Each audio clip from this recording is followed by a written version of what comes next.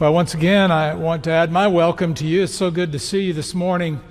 We are in a new series, Healthy Plate Discipleship. It's not just a sermon series that's taking place in all 7 of our various worship experiences here, but it is a church-wide framework for us to think about our own discipleship, for us to evaluate where we are in our faithfulness of following Jesus individually, but also as a church as we look at all of our ministries. Do we have a balanced, healthy plate? That's the image we're using. You can imagine going through a buffet line or covered dish dinner line, and you have a plate. Maybe the plate is sectioned off, one of those section plates with 6 sections. And you want to fill each section with a different kind of food. You want to have a balanced plate. You want it to be delicious. You want the experience of sharing that food to be fun and life-giving. And you want it to be healthy too. That's the image of healthy plate discipleship. And as we know, having a healthy plate doesn't just come by accident, but it's intentional. When we want to balance a healthy plate like that, it takes a little bit of intentionality, a little bit of work of paying attention to what we put on the plate. So that's the image of healthy plate discipleship. We're going to be looking at a different aspect of that in each of our services in this series, on each Sunday. And today we begin with the aspect of learning. Disciples learn. That's what we do. Jesus was approached by a Pharisee who asked a question, it says in our text, to test him. And the question was, "Teacher, what is the greatest commandment?" And he quoted Deuteronomy 6. And he said, "You shall love the Lord your God with all your heart, with all your soul, or with all your being." And then he added a twist to that text from Deuteronomy. Instead of "with all your strength," the words that we said at the beginning of this service when we recited the Shema from Deuteronomy 6, he said, "and with all your mind." Love the Lord your God with all your mind, Jesus said. And then he said the second commandment is like it, and he quoted Leviticus 19. Love your neighbor as yourself. These 2 commands sum up, are the basis for all the law and the prophets. It's that part, love the Lord your God with all your mind, that I really want us to hear carefully today. Because as disciples, that's what we do. We learn, we love God with the mind that God has given to us. Jesus taught his disciples about learning. They spent 3.5 years or so following Jesus, sitting at his feet, learning from him, watching him, learning what it means to love your neighbor as yourself, learning what it means to love God with your heart and your soul, your being, and your mind. And that continued in the early church. In that passage that we heard also a moment ago, Acts 2, describing the earliest church, it says they devoted themselves to the teaching of the apostles. They devoted themselves to the apostles' teaching. They were committed. They were intentional. They loved God with all of their mind as they learned and continued to grow in their faith. See, really, learning is hardwired into us. As children, we come into the world as kind of sponges, soaking up all the knowledge that we can. We are just hardwired to learn. And I think when Jesus said, "Unless you become like a little child, you will not enter the kingdom of heaven," the realm of God. Remember, the kingdom of heaven, the realm of God, the kingdom of God, it's also called, is whenever and wherever God's will is done. That's why Jesus spoke of the kingdom as being present now. That's why Jesus said in the prayer that we prayed together a moment ago, your kingdom come, your will be done on earth as it is in heaven. This is the realm of God. And to enter that realm of God, Jesus said, you must become like a child. Now, he probably meant several things when he said that. Maybe the sense of wonder or the trust of a child. Certainly that would be there. But I believe it's this hardwired learning, this sponge-like wanting to take in all the knowledge that we can, that God-given curiosity that Jesus must have also been talking about, that prods us to learn and to grow. Disciples learn. It is an aspect of becoming as a little child. If you've ever spent any time with little children, then you know that children ask a lot of questions. A lot of questions. So I just made a little list this week. I thought about what questions have I heard and what questions have people talked about when they've talked about the questions their kids ask. So here are a few. I'm going to go through rapid fire because that's the way kids ask questions. Why is water wet? Where does the sky end? What are shadows made of? Why is the sky blue? How do fish breathe underwater? Can fish breathe air? How do birds fly? Why does cutting onions make you cry? Why do apples turn brown? What is infinity? How many stars are in the sky? Who created the alphabet? Why does ice melt? What is water made of? Why is grass green? Why do you blink? What are toenails made of? Why is the earth round? Who created God? What does God look like? How many legs does a centipede have? Why can't dogs talk? Why is Grandma's hair gray? Why doesn't Grandpa have hair on top of his head? Why do lions roar? Why do trees have so many leaves? How do planes fly? What is time?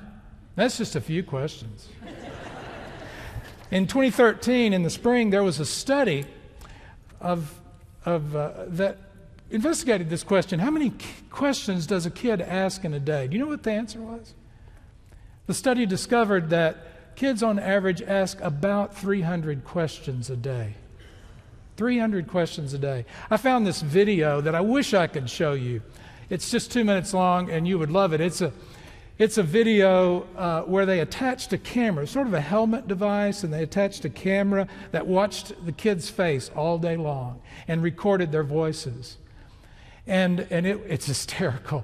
And they ask a lot of questions. And at the end of the day, there were 3 kids that they did this with. At the end of the day, they counted the questions, added them together, divided by 3 to get the average number of questions each kid asked.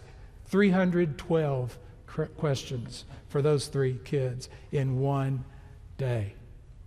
We are hardwired to ask those questions. By the way, the kids, 82% of them said that they always go to mom first to ask the question. 24% of the kids said, when I go and ask dad first, he says, go and ask your mom. Kids ask a lot of questions. We are hardwired to do that. But why is it that sometimes we lose that sense of curiosity? Why is it we can lose that sense of passion, that openness to continuing to learn and to grow in our knowledge and understanding? It can happen. Sometimes we read the words of the Apostle Paul in the 13th chapter of 1 Corinthians when he said, when I was a child, I thought like a child, I reasoned like a child. When I became an adult, I gave up childish ways. And we think Paul said, I gave up childlike ways. He did not say that. Childish ways. He was talking there not about giving up thinking and reasoning, but about growing and maturing in the faith.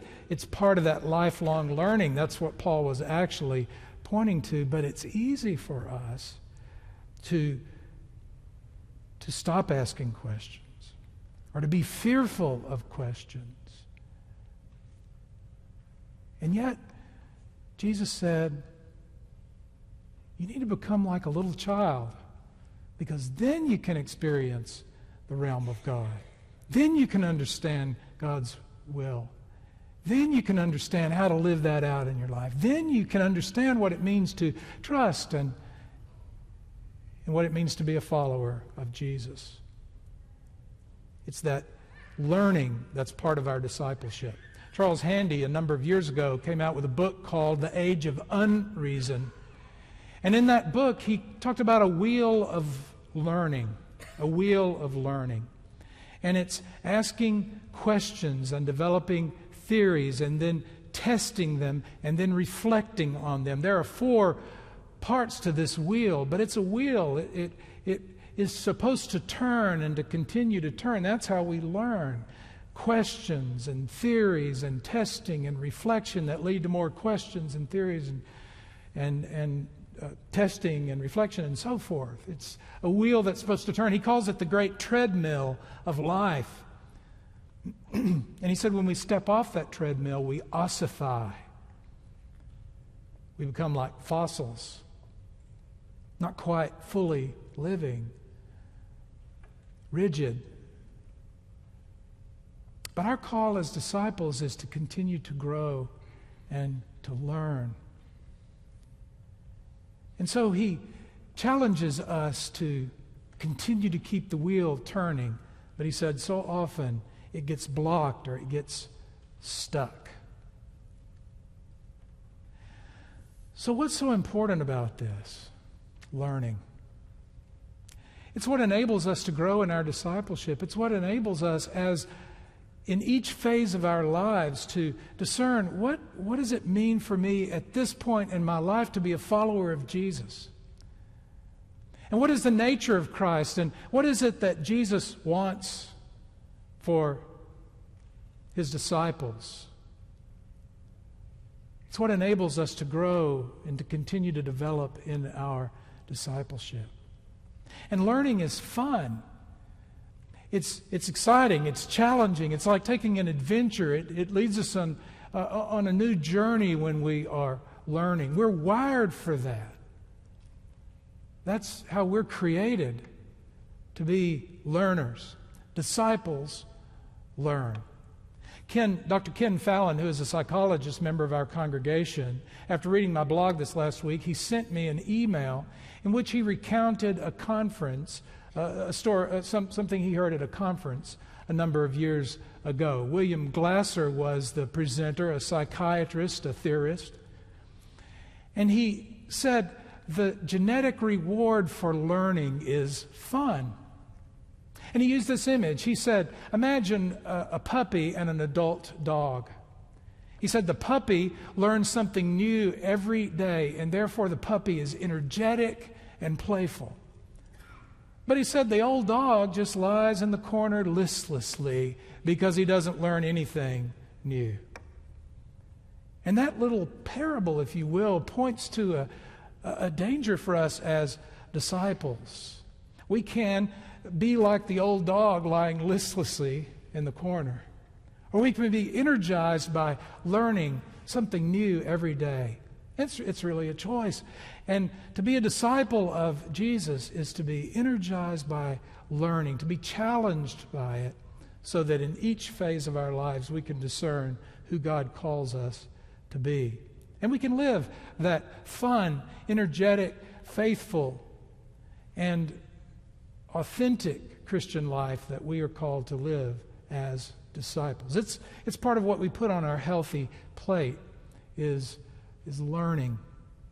Someone said that the church ought to be not like a cave, but like a tunnel. You see, a cave, you go in and you come out in the same place.